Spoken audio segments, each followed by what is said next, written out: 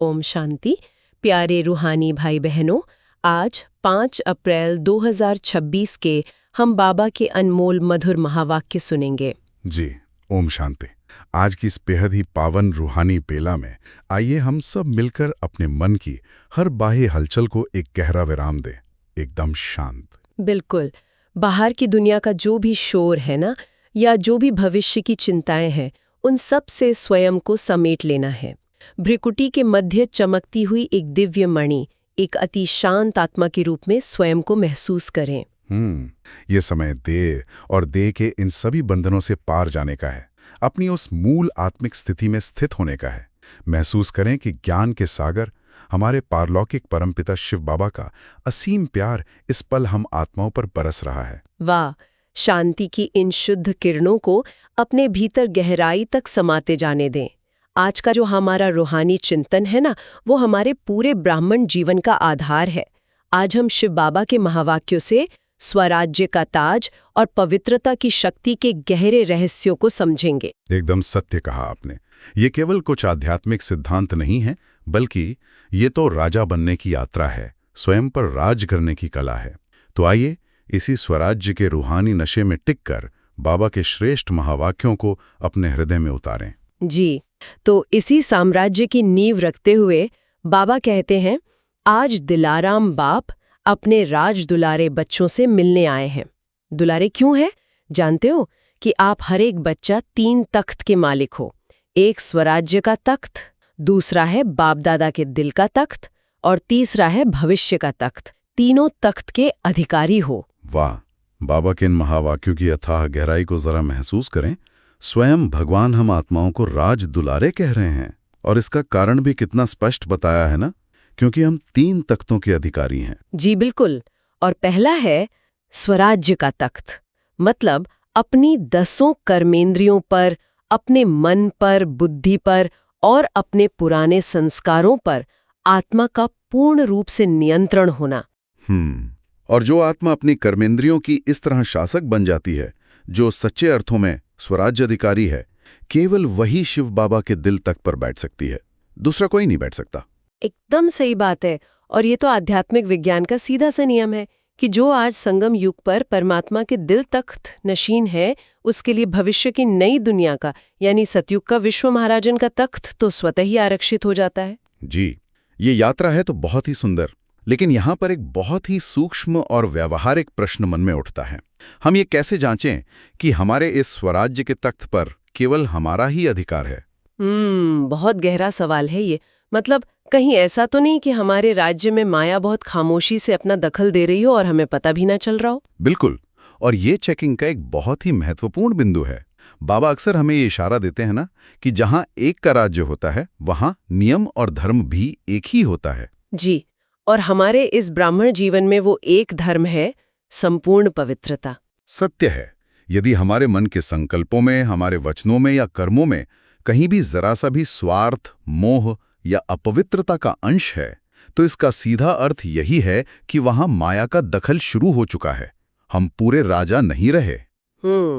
इसका अर्थ तो ये हुआ कि जहां संपूर्ण पवित्रता है, बस वही सच्चा स्वराज्य है। मान लीजिए मन में व्यर्थ संकल्पों की बहुत भीड़ आ रही है, या किसी आत्मा के प्रति ईर्ष्या का भाव उत्पन्न हो रहा है, तो उस समय हम स्वराज्य अधिकारी नहीं रहे। जी हाँ, वहां शासन 2 हिस्सों में बट गया ना, एक तरफ आत्मा का श्रीमत वाला शासन और दूसरी तरफ माया का शासन। और ये गहराई विचारने योग्य है, क्योंकि भविष्य की सतयुगी दुनिया की तो विशेषता ही यही है कि वहां एक राज्य और एक धर्म होगा। तो अगर आज संगम युग पर हमारे भीतर विचारों के 2 राज्य चलेंगे, कभी बाबा की श्रीमत और कभी माया के विकार, तो हम भविष्य के उस अखंड राज्य के अधिकारी कैसे बनेंगे? बिल्कुल नहीं बन पाएंगे। इसीलिए हमें अपने स्वराज्य की बहुत ही सूक्ष्म पहरेदारी करनी है। रूहानी भाई बहनों को ये जांचना होगा कि क्या हमारे राज्य में सुख, शांति और अतीन्द्रिय सुख निरंतर कायम रहता है, या कोई छोटी सी बात हमारी शांति की सत्ता को हिला देती है। जी, और इस पहरेदारी को निरंतर कैसे किया जाए, इसका बहुत ही व्यवहारिक तरीका बाबा ने हमें अपना दैनिक चार्ट रखने की विधि के रूप में बताया है। आइए हम बाबा के उन महावाक्यों पर ध्यान दें जहां विघ्नों को पार करने की कला सिखाई गई है। बाबा कहते हैं, चेक करो कि अगर कोई भी विघ्न आता है, तूफान आता है, तो तूफान तोहफा बन जाता है। तूफान तूफान नहीं, लेकिन तोहफा बन जाए। इसके लिए बाप दादा कहते, सदा अपना चार्ट आपे ही चेक करो। वाह, इन शब्दों के रहस्य को अपने भीतर गहरे उतरने दें। दुनिया की दृष्टि में जब तूफान आता है ना, तो वह केवल तबाही, डर और नुकसान लेकर आता है। लेकिन संगम युग पर शिव बाबा हमें एकदम अलग ही नजरिया देते हैं, जहां माया का हर तूफान, हर विघ्न हमारे लिए एक तोहफा बन जाना चाहिए। जी, ये दृष्टिकोण बहुत ही दिव्य है, लेकिन रोजमर्रा के जीवन में एक व्यवहारिक चुनौती आती है। मतलब तूफान को तोहफा कहना सुनने में तो बहुत अच्छा लगता है, परंतु जब वास्तविक जीवन में, जैसे कार्यस्थल पर या परिवार में, कोई अचानक हमारा भारी अपमान कर देता है, तो वो तूफान तोहफा कैसे बन सकता है?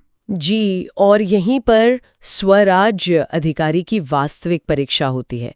जब कोई अपमान करता है जो कि एक तूफान है, तो वो असल में हमारी सहनशीलता की शक्ति को परखने आता है। बिल्कुल सही।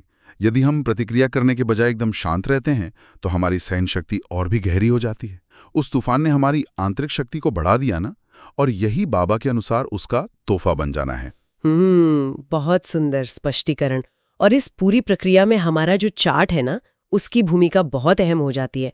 हमारा चार्ट कोई लौकिक स्कूल की डायरी नहीं है कि बस लिख दिया कि आज इतनी देर योग किया। जी हाँ, चार्ट तो असल में एक रियल टाइम आध्यात्मिक ऑडिट है।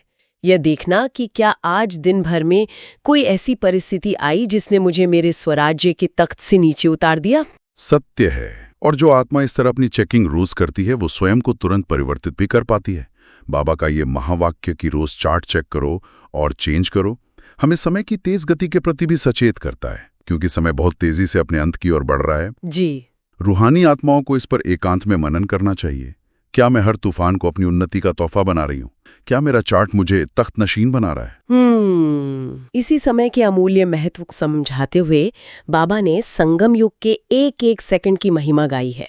बाबा कहते हैं, इस संगम युग का एक एक सेकंड समय और संकल्प शुभ चलता है। अचानक किसी भी समय आपका फाइनल पेपर होगा। अचानक फाइनल पेपर होगा? बाप रे, ये महावाक्य तो हमें देहबान की गहरी नींद से जगाने के लिए काफी है। बिल्कुल। भौतिक दुनिया में जब परीक्षाएं होती हैं ना, तो उनकी तिथियां पहले से निर्धारित होती हैं। विद्यार्थी उसके अनुसार अपनी तैयारी आराम से करते हैं। लेकिन हमारे इस ब्रह्मांड जीवन की ये अंतिम परीक्षा बिल्कुल अचानक आनी है। जी, और उस अचानक आने वाले पेपर की तैयारी की विधि आखिर है क्या? क्या हम उस क्षण बाबा की याद के उस सुरक्षित किले में होंगे, या दुनिया की किसी व्यर्थ बात में उलझे होंगे? बाबा ने बहुत स्पष्ट किया है कि इस संगम युग का एक सेकंड साधारण समय के 1 वर्ष या 1 घंटे के समान मूल्यवान है। इसे हम व्यर्थ नहीं गवा सकते। बाहर की दुनिया का जरा अवलोकन करें। मनुष्यों के मन में कल क्या होगा, भविष्य कैसा होगा, इसे लेकर असीम चिंताएं हैं। चारों तरफ डर का माहौल है। जी, लेकिन हम रूहानी आत्माओं के भीतर क्या होना चाहिए?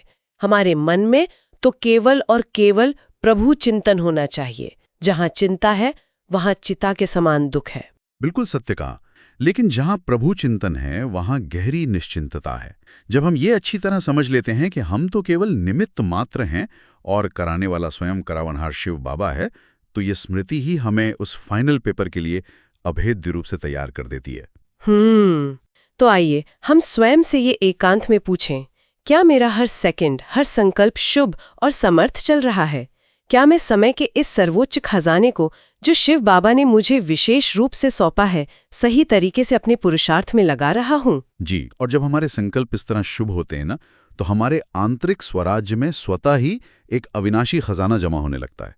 इस खुशी के खजाने के विषय में बाबा कहते हैं, खुशी अविनाशी बाप की देन है। खुशी के लिए कहा जाता है, खुशी जैसी कोई खुराक नहीं, खुशी जैसा कोई खजाना नहीं, खुशी बांटने से खुशी बढ़ेगी। वाह, खुशी अविनाशी बाप की देन है। इस दुनिया में मनुष्य खुशी को भौतिक वस्तुओं में, पद प्रतिष्ठा में या अस्थायी रिश्तों में ढूंढने के लिए न जाने कहां-कहां भटकते हैं। लेकिन वह खुशी तो पूरी तरह विनाशी है ना, परिस्थितियों पर निर्भर है और बस पल भर की है, आज है कल नहीं। बिल्कुल, लेकिन शिव बाबा ने हमें जो खुशी प्रदान की है, वो पूरी तरह से आत्मिक है। वो परिस्थितियों से एकदम परे है और अविनाशी है। जी, जब एक आत्मा स्वयं को देह से अलग एक दिव्य प्रकाश के रूप में पहचान लेती है तो वो अतीन्द्रिय सुख का अनुभव करती है। ये सुख आत्मा को भीतर से असीम शक्ति प्रदान करने वाली खुराक है। सत्य है।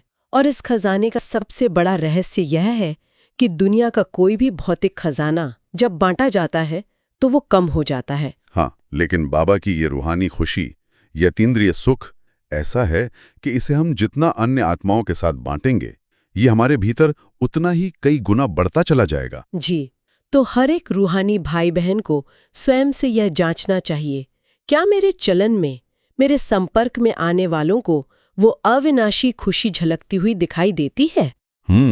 क्या मेरे शांत और प्रफुल्लित चेहरे को देखकर किसी अशांत आत्मा को क्षण भर के लिए ही सही गहरी शांति का अनुभव होता है? यही हमारी सच्ची और सबसे सहज सेवा है। बिल्कुल, जब हम अंदर से खुशी से भरपूर होते हैं तो हमारी एक मूक मुस्कान भी दूसरों के लिए बहुत बड़ा सहारा बन जाती है। भरपूर आत्मा ही दूसरों की प्यास बुझा सकती है। जी, और इसी निस्वार्थ सेवा भाव को आगे बढ़ाते हुए बाबा ने हमें अन्य आत्माओं के प्रति रहमदिल बनने का गहरा संदेश दिया है। बाबा कहते हैं, आत्माओं के प्रति रहमदिल बनो। आजकल दुख, अशांति के कारण सभी दिल से कहते हैं, रहम करो, दया करो, अपना राज्य समीप लाते चलो। आज चारों ओर का वातावरण कैसा हाहाकार से भरा है। आत्माएं अनगिनत दुखों, व्याधियों और मानसिक अशांति से तड़प रही हैं। ऐसे समय में हम संगमयुगी ब्राह्मण बच्चों का मुख्य कर्तव्य क्या है? हमारा कर्तव्य है अपने पिता के समान मास्टर दयालु और कृपालु बनना। जी, लेकिन यहाँ फिर से एक व्यवहारिक चुनौती सामने आती है। जब कोई आत्मा हमारे साथ निरंतर बुरा व्यवहार करती है, अकारण ही हमारा विरोध करती है, तो उसके प्रति रहमदिल बनना बहुत कठिन प्रतीत होता है। बिल्कुल स्वाभाविक है। ऐसी स्थिति में हम उसके लिए मनसा सेवा या रहम का भाव कैसे लाएं? उस समय हमें यह समझना होगा कि जो आत्मा क्रोध या घृणा कर रही है वो वास्तव में विकारों की बीमारी से ग्रस्त है। वो आध्यात्मिक रूप से बहुत बीमार है। जैसे एक वैद्य बीमार व्यक्ति के चिड़चिड़ेपन पर कभी क्रोधित नहीं होता, बल्कि उसे दया भाव से दवा देता है। जी हाँ, ऐसे ही हमें उस आत्मा को डिटैच होकर, यानी एकदम न्यारा होकर देखना है और अपने शुद्ध संकल्पों से उसे शांति के प्रकंपन भेजने हैं। यही सच्ची मनसा सेवा है। ये दृष्टिकोण वाकई बहुत स्पष्ट है। हमें केवल अपने स्वयं के पुरुषार्थ तक सीमित नहीं रहना है, बल्कि वाचा सेवा द्वारा मुख से सत्य का ज्ञान भी देना है। जी, और कर्मणा सेवा द्वारा अपने दैवी गुणों को कर्मों में लाकर उनके सामने एक आदर्श भी प्रस्तुत करना है। रूहानी आत्माओं को ये विचार करना चाहिए कि क्या हम बाबा के सच्चे और प्रत्यक्ष संदेशवाहक बन पाए हैं? क्या हमने अपने आसपास की उन प्यासी आत्माओं को शिव बाबा के अवतरण का संदेश दिया है? ये समय की बहुत बड़ी पुकार है कि कोई भी कोना इस ईश्वरीय संदेश से अछूता न रह जाए। और इस विशाल विश्व सेवा के लिए, इस महान जिम्मेदारी को निभाने के लिए जो अतः शक्ति हमें चाहिए ना, वो हमें दिन के सबसे पावन समय अमृत वेले प्राप्त होती है। बिल्कुल, अमृत वेला ही हमारे पूरे दिन के पुरुषार्थ की, हमारे स्वराज्य की वास्तविक नींव है। अमृत वेले की इस महिमा को समझाते हुए बाबा कहते हैं, चारों ओर के बाप दादा के दिल तक तनशीन हर एक बच्चे को बाप दादा रोज अमृत वेले विशेष शक्ति बांटते हैं। जो अमृत वेले की शक्ति विशेष वरदान स्वीकार करते हैं, वो विशेष तीव्र पुरुषार्थी बनते हैं। वाह! अमृत वेला आत्मा को शक्तिशाली बनाने का वो वायरलेस चार्जर है ना, जो दुनिया के जागने और हमें व्यर्थ बातों में उलझाने से पहले ही हमारी आत्मा को ईश्वरीय शक्तियों से भरपूर कर देता है। जी, जो बच्चे इस समय जागकर उन शक्तियों को ग्रहण करते हैं, वे सारा दिन माया के तूफानों से पूरी तरह सुरक्षित रहते हैं। सत्य है। और शिव बाबा ने यह भी स्पष्ट किया है कि जो बच्चे अमृत वेले के इस महत्व को समझते हैं, उन्हें बाप दादा की ओर से रोज वाह बच्चा वाह का विशेष सर्टिफिकेट प्राप्त होता है। जरा विचार करें, जब स्वयं सर्वशक्तिमान भगवान किसी आत्मा को वाह बच्चा वाह कहें, तो उस आत्मा की स्थिति कितनी अचल और अडोल हो जाएगी। वो तो खुशी से नाच उठेगी। बिल्कुल। रूहानी भाई बहनों को चेक करना चाहिए कि क्या मैं रोज अमृत वेले का वह विशेष वरदान और वो सर्टिफिकेट प्राप्त कर रही हूँ। जी, अमृत वेले की इसी ईश्वरीय शक्ति के बल पर ही हम स्वयं को भरपूर कर सकते हैं।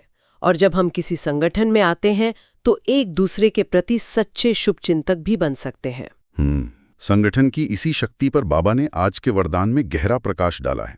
आइए हम पूरे ध्यान से बाबा के वरदान को सुनते हैं और उसे अपने भीतर धारण करते हैं। बाबा का वरदान है, संगठन में सहयोग की शक्ति द्वारा विजयी बनने वाले सर्व के शुभ चिंतक भव। वाह! इस श्रेष्ठ वरदान के स्पष्टीकरण में बाबा कहते हैं, यदि संगठन में हर एक दो के मददगार शुभचिंतक बनकर रहें तो सहयोग की शक्ति का घेराव बहुत कमाल कर सकता है। चाहे कितनी भी बातें सहन करना पड़े, लेकिन सामना करके दिखाएंगे, विजय बनकर दिखाएंगे। सहयोग की शक्ति का घेराव, ये शब्द बहुत ही गहरे हैं। जब हम सब ब्राह्मण आत्माएं संगठन में एक दूसरे के प्रति केवल शुभ भावना और शुभ कामना का घेरा बना लेती है ना, तो वो एक ऐसा अभेद्य किला बन जाता है जिसे माया की कोई भी शक्ति भेद नहीं सकती। जी, माया अकेले और कमजोर पुरुषार्थी पर तो बहुत आसानी से वार कर सकती है, उसे गिरा सकती है, लेकिन जहां संगठन में शुभ भावना का एक मजबूत घेराव होता है, जहां आत्मा एक दूसरे की कमियों को नहीं बल्कि विशेषताओं को देखती हैं, वहां माया के अंदर आने की कोई हिम्मत नहीं होती। बिल्कुल सही। और इसके लिए सहनशीलता का गुण अति आवश्यक है, क्योंकि संगठन में अलग अलग पूर्व संस्कारों वाली आत्माएं एक साथ ईश्वरीय कार्य करती हैं। तो विचारों में भिन्नता आएगी, बातें भी होंगी, लेकिन हमें उन बातों को सहन करके हर आत्मा के लिए शुभ चिंतक बनकर ही रहना है। जी, हमें आज ये दृढ़ संकल्प लेना चाहिए कि परिस्थितियां चाहे कैसी भी हों, हमें हर आत्मा के प्रति केवल शुभ संकल्प ही रखने हैं। यदि कोई हमारा विरोध भी करे तो भी हमें उसके कल्याण की ही कामना करनी है। यही हमारे स्वराज्य की सबसे बड़ी विजय है। एकदम सत्य। और इस विजय को निरंतर बनाए रखने के लिए बाबा ने आज हमें एक बहुत ही शक्तिशाली और गहराई लिए हुए स्लोगन दिया है। बाबा का स्लोगन है, कोई भी इच्छा अच्छा बनने नहीं देगी, इसलिए इच्छा मात्रम अविद्या बनो। कोई भी इच्छा अच्छा बनने नहीं देगी। दुनिया के लोग तो यही मानते हैं ना कि जीवन में आगे बढ़ने के लिए, कुछ बनने के लिए इच्छाओं का होना बहुत जरूरी है। जी, लेकिन हमारे इस रूहानी मार्ग पर लौकिक इच्छाएं हमारे फरिश्तेपन के पंखों को बहुत भारी कर देती हैं। ये बिल्कुल सत्य है। चाहे वो अपने नाम की इच्छा हो, सेवा में मान शान की चाहना हो, या कोई छोटी सी भौतिक प्राप्ति की लालसा हो, ये सभी इच्छाएं आत्मा को भारी करती हैं और आत्मिक उन्नति से रोकती हैं। बाबा का इशारा है, इच्छा मात्रम अविद्या बनना, अर्थात इच्छा क्या होती है इसका लेश मात्र भी ज्ञान न रहे, आत्मा इतनी भरपूर हो जाए। जी, इस स्लोगन को हम एक इनर स्विच या आंतरिक बटन के रूप में प्रयोग कर सकते हैं। दिनचर्या में जब भी मन में कोई व्यर्थ संकल्प चले, किसी चीज की कमी महसूस हो, या ट्रैफिक कंट्रोल के समय जब हम मन को एकाग्र करने बैठें, तो तुरंत इस बटन को ऑन कर दें। मैं इच्छा मात्रम अविद्या आत्मा हूं, मेरा सब कुछ मुझे मिल चुका है। वाह! जैसे ही हम इस परम संतुष्टता की स्मृति में टिकते हैं, मन की सारी हलचल, सारी भटकन वहीं समाप्त हो जाती है और आत्मा एक बहुत ही गहरी शांति के सागर में उतर जाती है। बिल्कुल। जो आत्मा स्वयं सर्व प्राप्तियों से संपन्न है, उसे और किसी बाहरी चीज की इच्छा कैसे हो सकती है? सत्य है। इसी संपन्न और हल्केपन की स्थिति को, इस फरिश्ता जीवन को प्राप्त करने के लिए बाबा हमें अव्यक्त इशारे भी देते हैं। आइए हम बाबा के उन सूक्ष्म इशारों को अपने मन की गहराई में महसूस करें। जी, बाबा अपने अव्यक्त इशारों में हमें राह दिखाते हुए कहते हैं, महान बनने के लिए मधुरता और नम्रता का गुण धारण करो। जैसे मीठा खाने और खिलाने से थोड़े समय के लिए मुख मीठा होता है, ऐसे स्वयं ही मीठा बन जाओ तो सदा ही मुख में मधुर बोल रहेंगे। मधुरता और नम्रता, ये दोनों गुण एक फरिश्ते के सबसे बड़े और सबसे आकर्षक आभूषण है। बिल्कुल। जब आत्मा के भीतर गहराई से नम्रता आती है ना, जब देह अभिमान पूरी तरह समाप्त हो जाता है, तभी उसके बोलों में वो मिठास आती है जो दूसरों के घायल दिलों पर मरहम का काम करती है। जी, बाबा ने कितनी सुंदर बात कही है कि स्वयं ही मीठा बन जाओ। इसका अर्थ केवल मीठे शब्दों का प्रयोग करना नहीं है, बल्कि हमारी दृष्टि में मिठास हो, हमारे वाइब्रेशन में मिठास हो। सत्य है। जब कोई भी थकी हुई आत्मा हमारे समीप आए तो उसे ऐसा अनुभव हो जैसे वो किसी शीतलता के झरने के पास आ गई हो। फरिश्ता स्वरूप की इस दिव्यता, इस अपार हल्केपन और मौन की शक्ति को महसूस करें। फरिश्ता अर्थात जिसका इस पुरानी धरती पर कोई मानसिक पैर न हो, जो देह और देह के भान से एकदम न्यारा हो। जी, जिसके बोल बहुत कम हो, लेकिन जो भी बोले वो मोतियों के समान अनमोल और कल्याणकारी हो। हम सब आज ये दृढ़ प्रतिज्ञा करें कि हम अपने हर बोल, हर कर्म और हर दृष्टि को इतना मधुर और पवित्र बनाएंगे कि जो भी आत्मा हमारे संपर्क में आए उसे हमारे द्वारा परमपिता परमात्मा शिव बाबा की प्रत्यक्षता का अनुभव हो जाए। बिल्कुल। इस पूरी रूहानी यात्रा इन सभी शिक्षाओं को अपनी आत्मा में गहराई से स्थापित करने के लिए आइए हम कुछ विशेष स्वमानों का अभ्यास करते हैं। आप सभी रूहानी आत्माएं जहां भी हैं, एक पल के लिए अपनी आंखें आधी खुली रखें, बाहरी दृश्यों से मन को हटाएं और अपना पूरा ध्यान भ्रिकुटी के मध्य चमकती हुई मणि पर एकाग्र करें। अपने मन में बहुत ही धीमे और शांत स्वर में इस पहले स्वमान को दोहराएं। मैं 3 तख्तों का अधिकारी, स्वराज्य अधिकारी आत्मा हूँ। गहराई से महसूस करें कि आत्मा रूपी राजा अपनी 10 कर्मेंद्रियों के सिंहासन पर पूरे अधिकार से विराजमान है। मन, बुद्धि और संस्कार पूर्ण रूप से इस राजा के आज्ञाकारी हैं। जी, इस श्रेष्ठ स्थिति में टिकते हुए अनुभव करें कि यही स्वराज्य का ताज आपको बाप दादा के दिल तख्त का अधिकारी बना रहा है। अब सारा दिन कोई भी बाह्य परिस्थिति इस राजा के आंतरिक संतुलन को हिला नहीं सकती। सत्य है। अब पवित्रता की गहराई में उतरते हुए इस दूसरे स्वामान का अनुभव करें। मैं संपूर्ण पवित्रता के धर्म वाली महान आत्मा हूं। अनुभव करें कि शुद्धता और पवित्रता की सफेद चमकती हुई किरणें आपके मस्तक से निकलकर पूरे शरीर में और आपके चारों ओर के वायुमंडल में फैल रही हैं। जी, पवित्रता केवल शारीरिक ब्रह्मचर्य तक सीमित नहीं है, बल्कि ये हर संकल्प, हर दृष्टि की शुद्धता है। महसूस करें, मैं एक अति पवित्र आत्मा हूँ। मेरा हर विचार निस्वार्थ और निर्विकारी है। इस पवित्रता की आभा में माया के किसी भी विकार या बुराई के प्रवेश करने के लिए कोई स्थान नहीं है। अब इस शुद्धता की ऊर्जा से स्वयं को भरपूर महसूस करते हुए अगले स्वमान पर आएं। मैं सदा खुश रहने वाली और खुशी बांटने वाली आत्मा हूँ। वाह! महसूस करें कि आपके चेहरे पर एक ईश्वरीय अतीन्द्रिय मुस्कान है। आपकी रोम रोम से भगवान का दिया हुआ वो अविनाशी खुशी का खजाना छलक रहा है। जी, ये अनुभव करें कि आप जहां भी जाते हैं, आपके रूहानी आभा मंडल से, आपके ऑरा से अतीन्द्रिय सुख की किरणें निकलकर उदास और निराश चेहरों पर भी आशा की मुस्कान ला रही हैं। आप ईश्वरीय खुशी के चलते फिरते दिव्य फरिश्ते हैं। बिल्कुल। अब अपनी इस असीम खुशी को विश्व कल्याण के लिए रहम के रूप में परिवर्तित करें। अपने मन में दोहराएं, मैं सर्व आत्माओं के प्रति मास्टर रहम दिल आत्मा हूँ। विश्व की सभी दुखी, अशांत और विकारों से पीड़ित आत्माओं को अपने सामने देखें।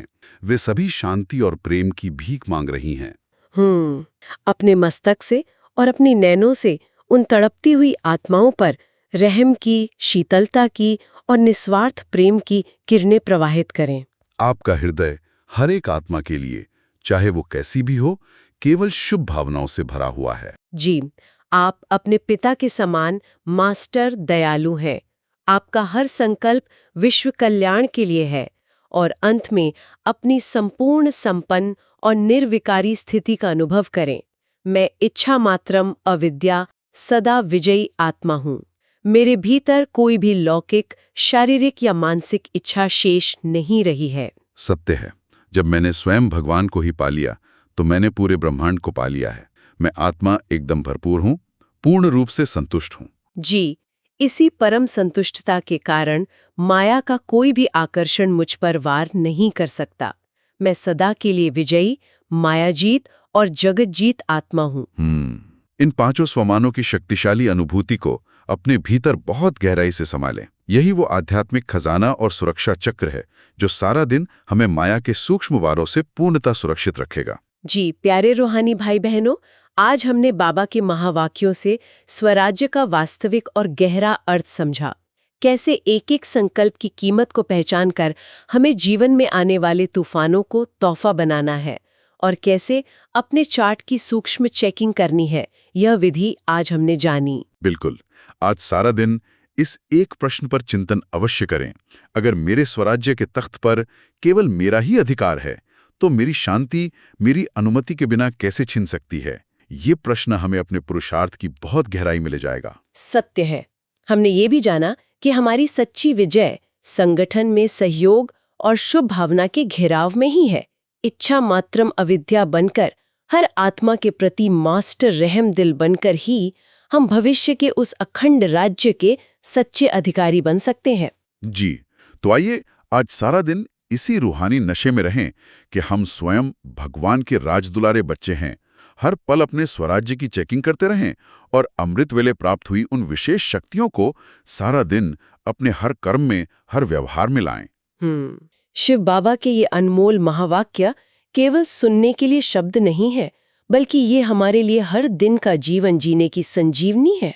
यदि आप इसी तरह रोज बाबा की रूहानी श्रीमत, इन महावाक्यों की गहराई और इनके प्रायोगिक स्पष्टीकरणों को सुनना और अपने जीवन में उतारना चाहते हैं, तो इस चैनल को सब्सक्राइब अवश्य करें। जी, ये कोई साधारण निमंत्रण नहीं है, बल्कि बाबा के ज्ञान रत्नों से स्वयं को निरंतर भरपूर रखने का एक रूहानी साधन है। बिल्कुल सत्य है।